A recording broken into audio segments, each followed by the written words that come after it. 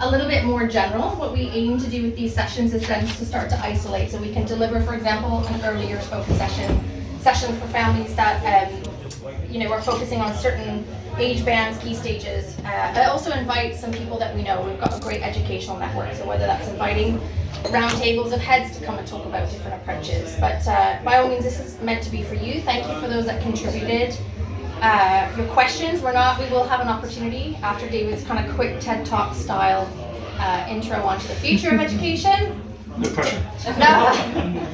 To address those, but we won't name names. And I think the idea about those is when it's raised, a lot of you will probably have first-hand experience with some of the same challenges or questions that other parents have. So make that an open and dynamic discussion. And by all means, if there's any feedback or suggestions, we'd love to hear. So this morning is quite interesting because it's quite difficult to actually think of what shall I talk about to start off with. So I decided, I was going to talk about sort of what your children need from schools to find success in the future. I think that's probably an easy way to start off with, because a lot of the questions that you're asking us, mainly came from sort of key stage 1, key stage 2, and it's just like any other parent, what fears do you have, what ways do you need help, what changes are they going to be, what is, I have this question quite a lot of times, what is the perfect school, because it doesn't exist. So what I'm going to try and address really is what qualities do I think your children need to be successful in life? We're going to be looking at sort of businesses as well and see what they say. And then I sort of created a sort of fictitious sort of syllabus, which I hope schools in the future will take on. Because one thing which is certainly true now is schools have got more and more competitive right now. I was just looking when I graduated many moons ago. So I graduated in the sort of like 80s. There was only 9%. Only 9% of students went to university, which was great. Great for me because I was given a grant, actually paid me to go to university, and I didn't have any debts. But equally, with only 9% of students go to university, there are a lot of job offers. Nowadays, of course, you're looking at very close to 50% of students have got degrees, so the competition's a lot greater there. And I think the mistake people are making is they're thinking they need for more and more high degrees.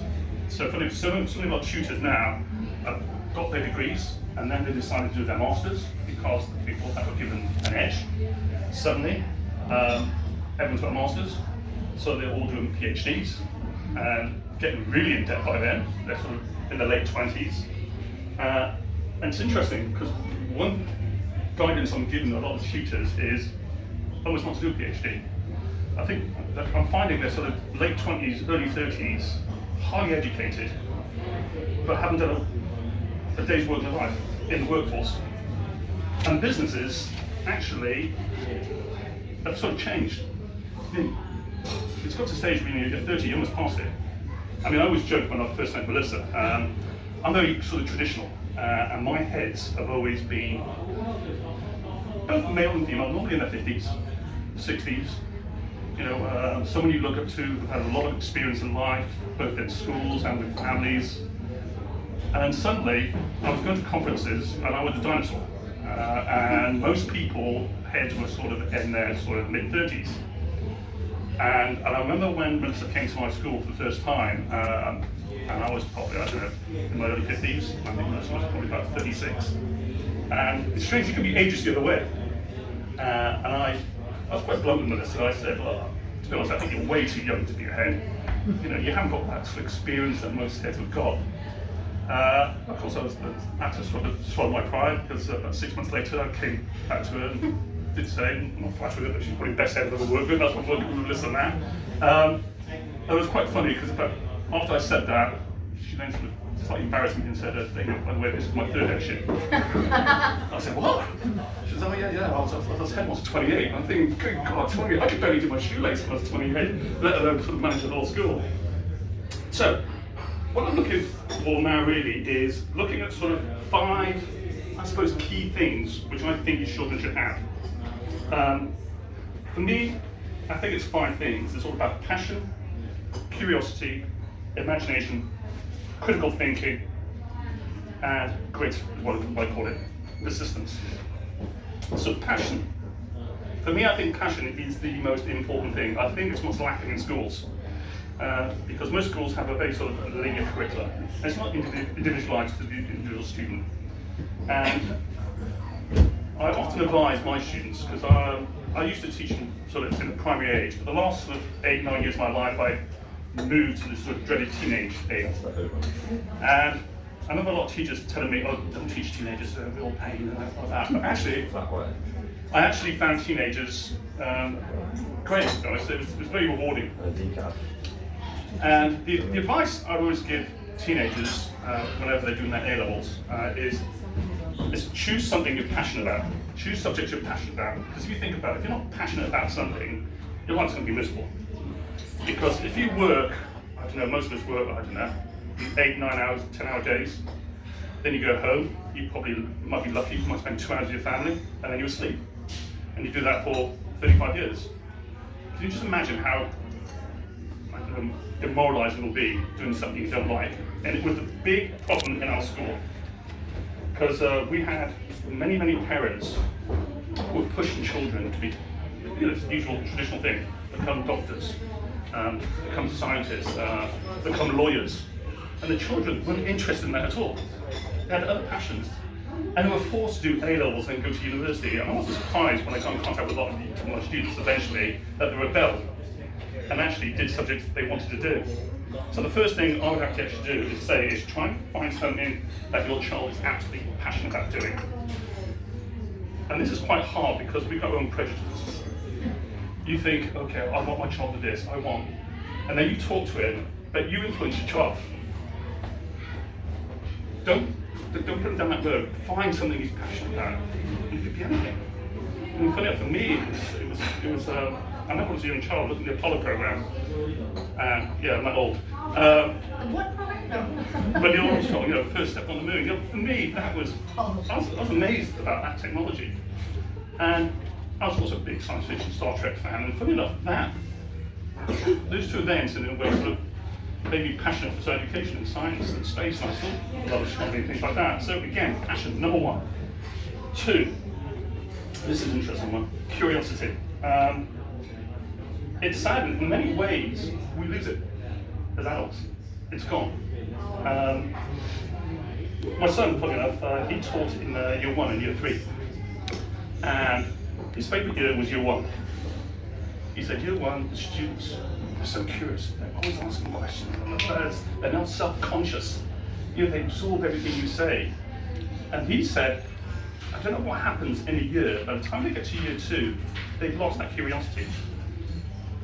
I'm not too sure. I think there's 2 things going on there. I think when they get into year 2, excuse my language, the bloody league tables come into account, and then you've got the stats in key stage 1 that all the students have to take in year 2, and the pressure they're put under.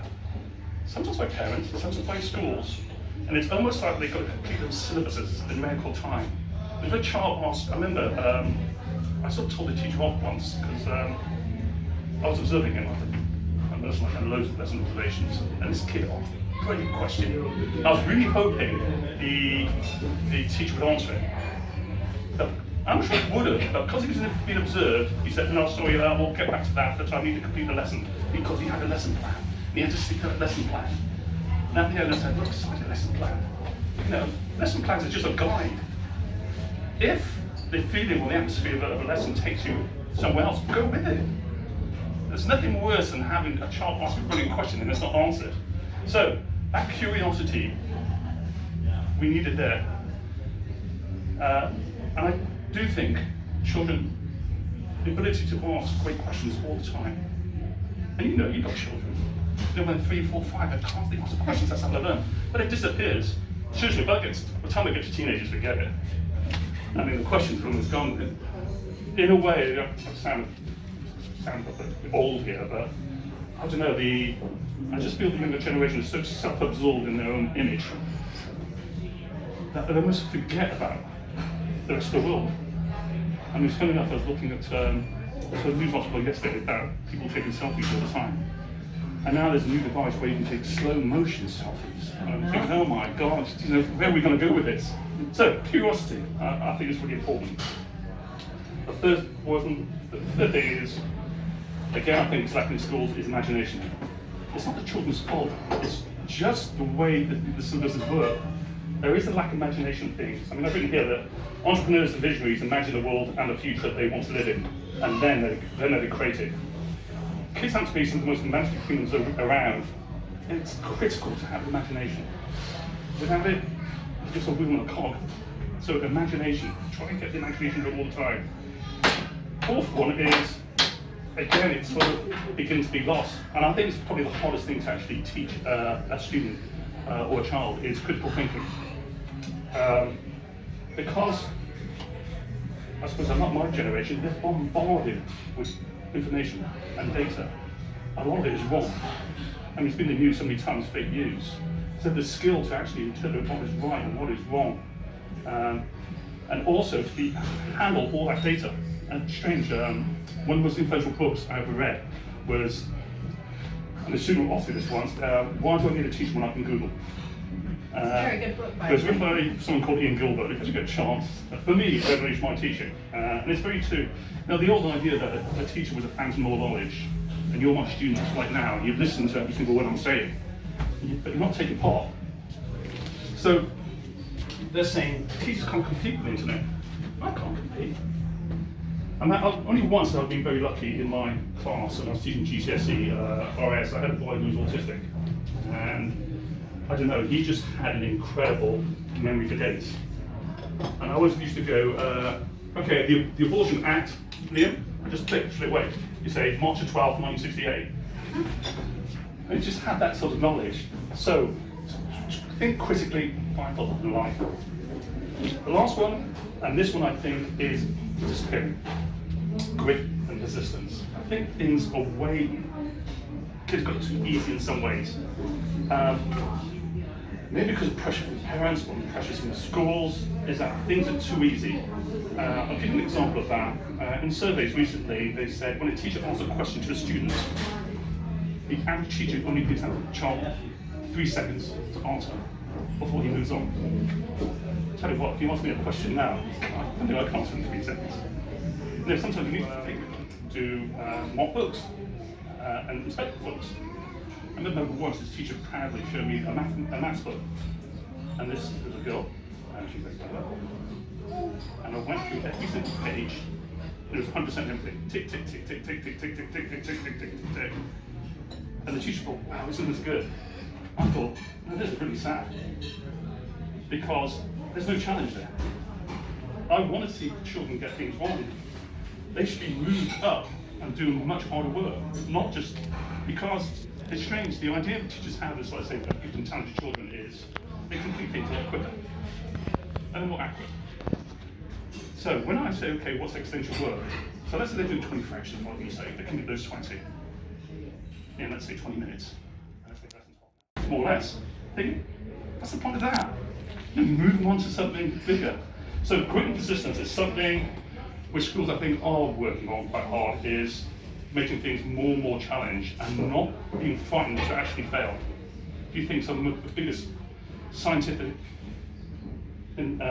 discoveries have been constantly scientists failing until they've actually got the actual right product. Things that a business wants from students going into jobs. I was quite surprised about this. Just very briefly, discuss with the person next to you what you think businesses want from students. Or you want, because many Or what you of you want. are professionals anyway, maybe running your own business. Have a quick chat. I'm curious. See what come up. What things you come up with. So